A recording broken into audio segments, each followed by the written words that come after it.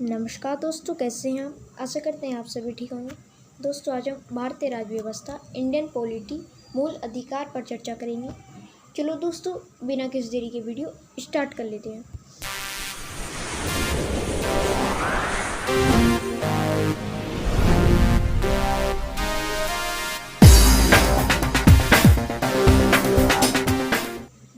Question number first है हमारा,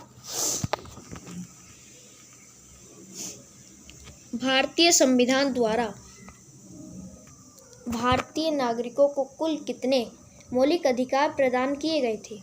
भारतीय संविधान द्वारा भारतीय नागरिकों को कुल कितने मौलिक अधिकार प्रदान किए गए थे? कितने मौलिक अधिकार प्रदान किए गए थे भारतीय संविधान द्वारा भारतीय नागरिकों को? कुल कितने मौलिक अधिकार प्रदान किए गए थे? कितने मौलिक अधिकार? 5 मौलिक अधिकार, 6 मौलिक अधिकार, 7 मौलिक अधिकार या फिर 8 मौलिक अधिकार? आप अनुमान लगाइए किसका सही उत्तर क्या हो जाएगा।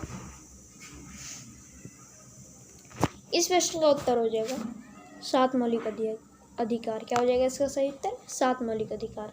भारतीय संविधान द्वारा भारतीय नागरिकों को कुल कितने मौलिक अधिकार प्रदान किए गए थे?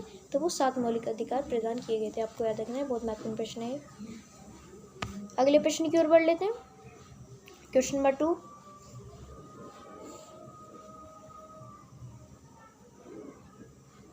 वर्तमान में भारतीय नागरिकों को कितने मौलिक अधिकार प्राप्त हैं?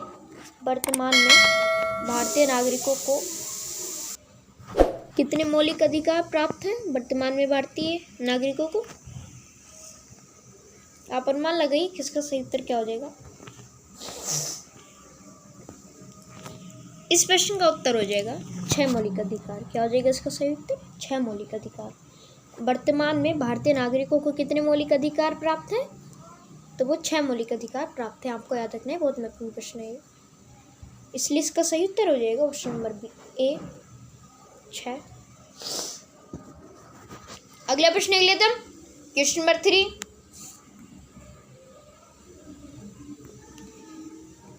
भारत के संविधान में मौलिक अधिकार है। भारत के संविधान में मौलिक अधिकार है कितने?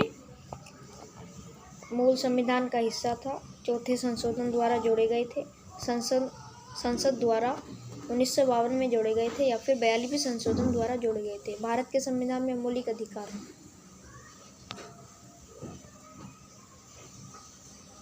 आप अनुमान लगाइए किसका सही उत्तर क्या हो जाएगा। इस प्रश्न का उत्तर हो जाएगा मूल संविधान का हिस्सा था। क्या था? मूल संविधान का हिस्सा था। भारत के संविधान में मौलिक अधिकार मूल संविधान का हिस्सा था।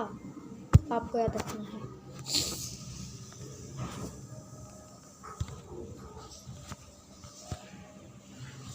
इसलिए इसका सही उत्तर हो जाएगा ऑप्शन नंबर 1, मूल संविधान का हिस्सा था भारत के संविधान में मौलिक अधिकार। ऑप्शन नंबर इसका सही करेक्ट हो जाएगा। अगला प्रश्न देख लेता हूं। क्वेश्चन नंबर 4,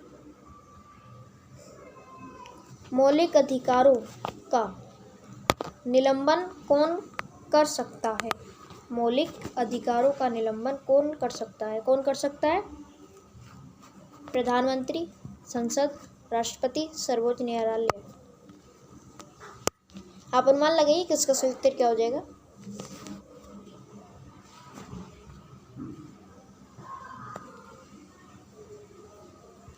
इस प्रश्न का उत्तर हो जाएगा राष्ट्रपति। क्या हो जाएगा इसका सही उत्तर? राष्ट्रपति। मौलिक अधिकारों का निलंबन कौन कर सकता है? तो वो राष्ट्रपति कर सकते हैं। आपको याद रखना है, ना ही प्रधानमंत्री, ना ही संसद, ना ही सर्वोच्च न्यायालय। कौन कर सकता है? राष्ट्रपति। आपको याद रखना है, इसलिए इसका सही उत्तर हो जाएगा ऑप्शन नंबर सी, राष्ट्रपति। अगला प्रश्न ले लेते हैं। क्वेश्चन नंबर 5,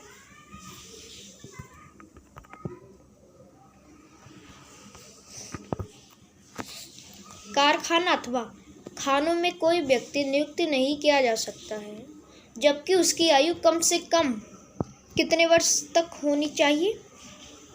कितने वर्ष हो? 12 वर्ष, 14 वर्ष, 18 वर्ष या फिर 20 वर्ष? आप अनुमान लगाइए किसका सही उत्तर क्या हो जाएगा।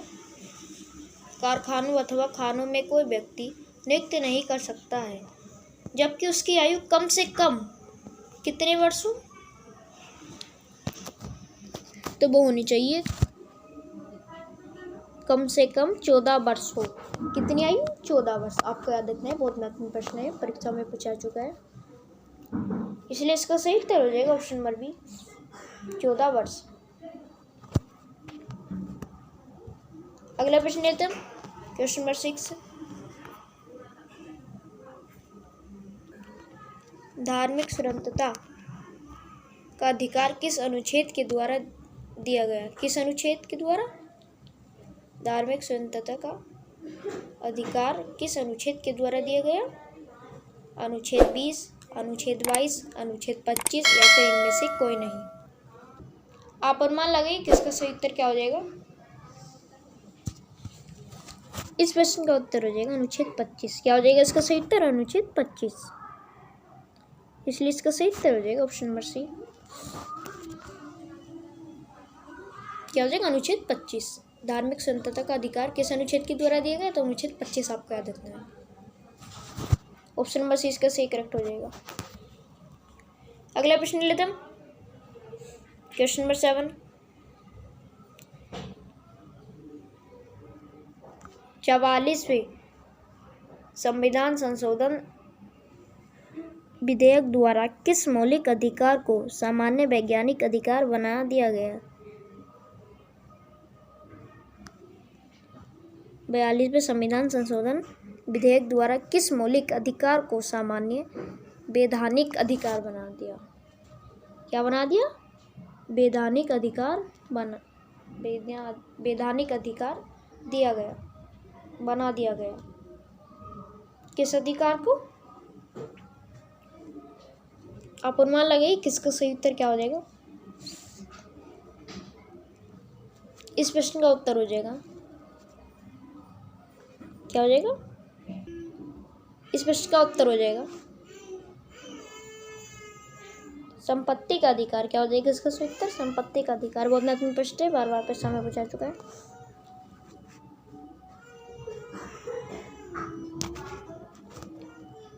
क्या हो जाएगा? ऑप्शन नंबर सी इसका सही करेक्ट हो जाएगा, संपत्ति का अधिकार। 42वें संविधान संशोधन विधेयक द्वारा किस मौलिक अधिकार को सामान्य वैधानिक अधिकार बना दिया? तो वो बना दिया था संपत्ति का अधिकार।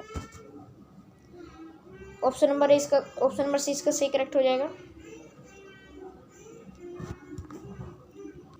अगला प्रश्न ले लेते हैं, क्वेश्चन नंबर 8।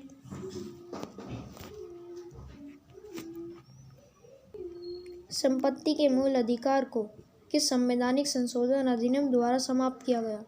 संपत्ति के मूल अधिकार को किस संवैधानिक संशोधन अधिनियम द्वारा समाप्त किया गया? किस संविधान संशोधन अधिनियम द्वारा? किस अधिनियम द्वारा? आप अनुमान लगाइए किसका सही उत्तर क्या हो जाएगा। इस प्रश्न का उत्तर हो जाएगा 45वें। क्या हो जाएगा इसका सही उत्तर? 45वें आपको याद रखना है। ऑप्शन नंबर सी इसका सही करेक्ट हो जाएगा। अगला प्रश्न लेते हैं, क्वेश्चन नंबर 9।